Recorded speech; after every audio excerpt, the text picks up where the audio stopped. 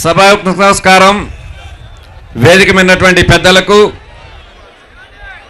పల్నాడు ప్రాంతం నుంచి ఈ కార్యక్రమానికి విచ్చేసినటువంటి ఉత్సాహవంతులైనటువంటి కార్యకర్తలకు, నాయకులకు, అశేష ప్రజావాహినికి కూడా పేరు పేరున నా హృదయపూర్వక నమస్కారాలు తెలియజేస్తున్నాను. ఈరోజు పల్నాడు ప్రాంతానికి సంబంధించి మరి ముఖ్యంగా నరసరావుపేట పార్లమెంటు నియోజకవర్గం సంబంధించినంత వరకు ప్రతి ఒక్క వైఎస్ కార్యకర్తకు, నాయకునికి కూడా ఒక నూతన ఉత్తేజం. కారణం, ఎంతో కాలం తనదైన శైలిలో ఈ రాష్ట్ర రాజకీయాలను శాసించినటువంటి కాసు కుటుంబం నుంచి వారి తనయుడు మహేష్ గారు ఈరోజు జగన్మోహన్ రెడ్డి గారి సమక్షంలో వైఎస్ఆర్ కాంగ్రెస్ పార్టీలో చేరటమైనటువంటిది ప్రతి ఒక్క వైఎస్ఆర్ కాంగ్రెస్ పార్టీ శ్రేణికి, కార్యకర్త కూడా నూతన ఉత్తేజాన్ని, ఉత్సాహాన్ని తెచ్చేటువంటి పరిస్థితి. ఒక భిన్నమైనటువంటి రాజకీయ శైలి కలిగి ఉన్నటువంటి ప్రాంతం ఈ పల్నాడు ప్రాంతం. అలాంటి క్రమంలో మనం చూస్తూ ఉన్నాం. మాట్లాడినటువంటి పెద్దలు కూడా చెప్పారు, ఇప్పటికీ రాష్ట్రంలో తెలుగుదేశం ప్రభుత్వం అధికారంలోకి వచ్చి 2.5 సంవత్సరాలు పూర్తవుతున్నటువంటి సమయం.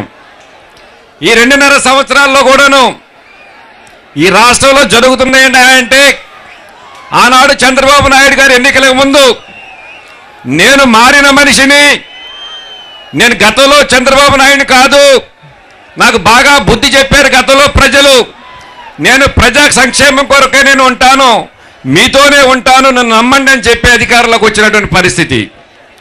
ఎన్నికలకు ముందు చంద్రబాబు నాయుడు గారు ఇచ్చిన వాగ్దానాలను రాష్ట్ర ప్రజలు మొత్తం కూడా నమ్మారు. నమ్మి ఇచ్చినటువంటి ఓటు హక్కు ద్వారా అధికారంలోకి వచ్చినటువంటి మరుక్షణమే నేను మారిన మనిషిని కాదు, మారని చంద్రబాబుని అని చెప్పి ఆయన తీసుకున్న నిర్ణయాల ద్వారానే మనకు అర్థమైంది. కారణం, వందల కొద్ది, డజన్ల కొద్ది ఈ రాష్ట్ర ప్రజా సంక్షేమానికి సంబంధించి ఇచ్చినటువంటి ప్రతి ఒక్క వాగ్దానాన్ని కూడాను తుంగలో తొక్కినటువంటి పరిస్థితి. ప్రజా సంక్షేమాన్ని గాలికి వదిలేశారు. గెలిచిన రోజు నుంచి ఈ రోజు వరకు కూడాను గ్రామ స్థాయి తెలుగుదేశం నాయకుడి దగ్గర నుంచి శాసనసభ్యులు, మంత్రులు, ముఖ్యమంత్రి గారు, కడకు ఆయన కుమారుడు చిన్నబాబు లోకేష్ బాబు గారు కూడాను అందరూ కూడాను ఎక్కడ దొరికిన కాడ ఇక్కడ దోచుకోవడం మొదలుపెట్టారు. సహజ వనరుల మొత్తాన్ని కూడా నిర్వీర్యం చేస్తున్నారు. ప్రకృతి ప్రసాదించిన వరాలన్నిటిని కూడాను తన ధనదాహానికి బలి చేస్తూ తాకట్టు పెట్టుకున్న పరిస్థితులు కనిపిస్తున్నాయి. శాసనసభ్యులు, మంత్రులు సంపాదించినటువంటి ప్రతి ఒక్క పైసాలో కూడాను లోకేష్ బాబు గారు కప్పం కట్టుకోవాల్సిన పరిస్థితి, దౌర్భాగ్య పరిస్థితి ఈరోజు రాష్ట్రంలో ఉంది.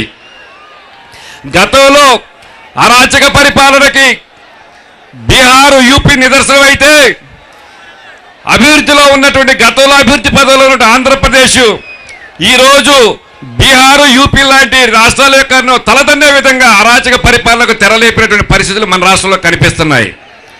ఈ క్రమంలో ప్రతి ఒక్క వైఎస్ఆర్ కాంగ్రెస్ పార్టీ కార్యకర్త కూడాను ఈ రాష్ట్ర ప్రభుత్వంలో జరుగుతున్నటువంటి దుర్మార్గాలకు, అరాచకాలకు, అవినీతి పరిపాలనకు ఎదురొడ్డి నిలవవలసినటువంటి, పోరాడవలసిన సమయం అయితే ఆసన్నమైనది. రాష్ట్రంలో ఇలాంటి దౌర్భాగ్య పరిపాలన జరుగుతుంటే ఇక కేంద్రంలో చూస్తున్నాం.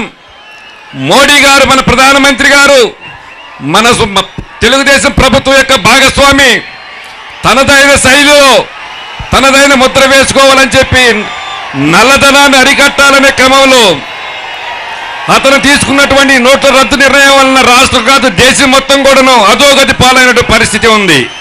ఈ క్రమాల్లోనే మన నాయకుడు జగన్మోహన్ రెడ్డి గారు వస్తున్నారు. ఆయనకి అఖండ స్వాగతం పలకాలని చెప్పని కూడా ఈ అందరూ కూడా కోరుకుంటూ ప్రస్తుత రాష్ట్రంలో జరుగుతున్న దుర్మార్గ పాలనకు చరమగీతం పడే సమయం ఆసన్నమైందని కూడా కోరుకుంటూ నాకు ఈ అవకాశం ఇచ్చిన పెద్దలకు ధన్యవాదాలు తెలియజేస్తూ సెలవు తీసుకుంటున్నాను.